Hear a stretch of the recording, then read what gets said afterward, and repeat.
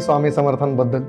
पण श्री स्वामी समर्थांबद्दल समजण्याच्या आधी स्वामी समर्थ ज्यांचे अवतार होते श्री दत्तगुरु, एक त्यांच्याबद्दल थोडंसं आपल्याला इन्फॉर्मेशन कळू शकेल? नाही, खूप छान तुमचा प्रश्न आहे की थोडी बॅकग्राऊंड पासून सुरू करायला पाहिजे. कारण बरोबर. होतं काय ना, खूप वेळा की लोकांच्या मनामध्ये एक तर सुअनुभवातून श्रद्धा निर्माण होते की कोणाचे अनुभव ऐकून आपल्या मनामध्ये आपल्याला तसा अनुभव येईल अशी एक भावना ठेवून लोक श्रद्धा ठेवतात. बरोबर. पण अक्कलकोट कसं आहे, नावच अक्कलकोट आहे बरं का. त्यामुळे त्याच्यामध्ये बुद्धीचा, ज्ञानाचा, अभ्यासाचा हा भाग महत्वाचा आहे. त्यामुळे स्वामींची परंपरा, भगवान दत्तात्रय हे जर तुम्ही म्हणलात ना, तर फिलॉसॉफी समजून घेणं आणि त्यांची हिस्ट्री समजून घेणं हे वन हँड इन हँड जातात. करेक्ट. बरं का. ते दोन वेगळे करता येत नाही. त्यामुळे त्यांची एक समजा जीवनगाथा आणि त्यांची शिकवण हे इतकं इंटरमिक्स्ड आहे की तुम्ही त्याला दोघांना पुल आउट नाही करू शकत, वेगळं नाही करू आणि शकत. भगवान दत्तात्रयांचं कसं आहे, भगवान दत्तात्रयांनी